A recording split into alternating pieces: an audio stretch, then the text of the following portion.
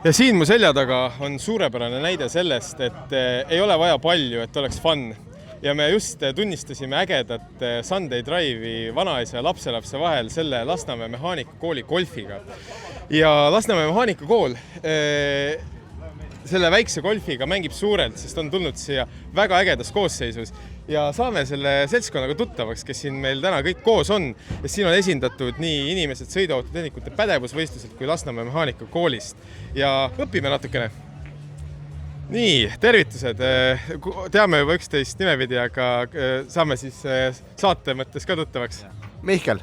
Nii, Mihkel, ma saan aru, et nüüd võid mind parandada, aga sina siis sõiduautotehnikute pädevusvõistlusel Jah, saavutasin esimese koha koos oma siis tiimikaaslasega, ehk siis koolist saime esimese koha ja jah, eks raske pingutus tuli ära.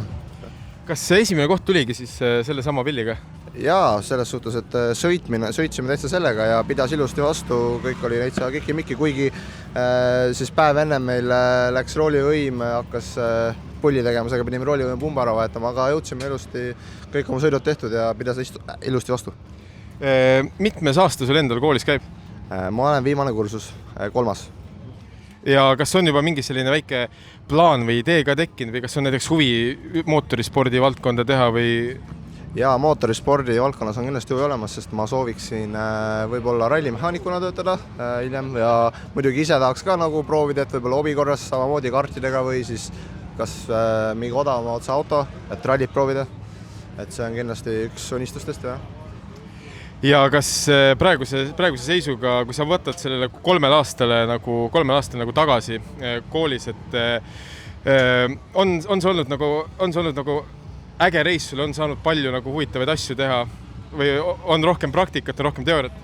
Täna on selles suhtes täitsa käivad käsi käes, et kui sa ikkagi tahad ja viitsid, siis sa saad nagu teha ka praktikat teooriale ja kindlasti meie koolis on ka nagu siis head õpetajad, kes tulevad täitsa vastu alati, et sa saad nagu kas vahepeal oma autosid teha, kui sa seda ralliautot nagu ei itsi teha ja sa saad alati ka ralliautot teha, kui sa tahad näiteks, mis annab nagu selle võimaluse, et siis saad sõita ka seda hiljem, et see on nagu äge. Väga äge. Ja kuidas kardirajal praegu? Praegu meie tiimis tulin kuidagi esimeseks, et ma ei oska kommenteerida, et pole enam nagu sõitnud, aga mehed peavad õppima veel. No tundub, et neid esimesi kohtasid sul tuleb ja ma soovin sulle edu ükskõik, kuhu teed viivad. Aitäh! Ja õpetajatest rääkides, ikka akadeemiliselt ka siis formaalselt saame tuttavaks? Ja Lauri. Ja Lauri, ja räägi, mis sinu roll Lasnamäe mehaanikakooliis on? No, mina olen autoosakonna nii-öelda juhtõpetaja või formaalne juht ja siis üritan toetada olla ikkagi mentor nii õpetajatele kui õpilastele. Ja siin see ralliauto nii-öelda, mis siin on, ma ise autospordis olnud ninapidi sees äkki üle 20 aasta natukene, et siis seda pisik, see levib kõikidele, et kutid näppu annavad, siis on õlani on kättpidi sees, et ei saa enam välja sealt kuidagi moodi, et tunnen natuke süüdi ka ennast, et meestel hakkab raha puudus tulema varsti. No see on näppu andmine, et Tõnu Taalimäe, kes pidi siin ka täna olema, andis varba mootorispordile, sest tuli väike varba tuua murdmannergutelt, ma sain aru. Jah, ma nagu kuulsin, aga Tõnuga pidime koos tegema siin seda challenge'it, aga kui on välja langanud, eks püüame hakkama saada ilma Tõnuta. Raske on, aga tundub, et saame hakkama. Õpilased toetavad õnneks. No paari sõnaga sellest challenge'is ka, et värvipumba kokkupanek, et täiesti selline võhiku küsimus, või värvipüstoli, sorry, et nagu näha võhik, et kas selle konkreetse püstoliga saab teha siis nii-öelda lihtsalt auto kerevärvi mingit sellist mustreid, tuuningut, mis selle funktsioon on? No see on täiesti tavaline nii-öelda madalsurvepüst, eks viimase põlvkonna värvipüstolitest ja see, mis ta praegu laiali on, see on automaalri erialal, see on basic, et peale igat värvimist enam-vähem tuleks see püst laiali võtta ja puhtaks teha. Et probleem ei ole selles, et seal võib värvi jääda ja on mingi värvi muutused tänu sellele, aga kui seal on mingid värvijäägid, siis püss ei lase õieti ja töö ei tule kvaliteetne, nii et püss on nagu sõduril enam-vähem relv, et siis see peab olema see peab olema puhas, siis saab ka kvaliteetset tulemust. Suurepärane, ma üritan seda varsti kokku panna, aga viimaseks, et siin mitte liiga kaua aega tagasi oli kutseõppes selline korralik kutsekoolide kutseõppereform ja ma olen ka nagu jälginud seda poole silmaga, et siin oleme Järva kutsehariduskeskusega koostööd teinud ja nüüd siis ka Lasnamäe mehaanikakooli paremini tundma õppinud, et tundub nagu, et selline äge skeene, kus väga loovalt suhtutakse õppesse, väärtustatakse seda, et õpilased saaksid praktikat, et ma eeldan, et see on ka selline mission statement nii-öelda. Jaa, täpselt, et see tegelikult mainitud kutseõppereform, see on välja õigatud, aga see käib praegu täiega, et need protsessid võtavad aega, et see ei käi kiiresti. Eesmärk on kvaliteetsem, ütleme, haridus nendele kutsekoolide lõpetajatele ja sellest, ütleme, et kutsekooli sellist võib-olla natuke viletsast mainest lahti saamine, aga tänapäeval, ütleme, tehnika erialalised kõrgkoolid võtavad kutsekoolide õpilasi nagu parema meelega vastu, sest et see, mida neile inseneriteadust hakatakse õpetama, need kutsekooli lõpetajad, nemad juba teavad, kuidas need asjad välja näevad ja nad teavad, kuidas see töötab.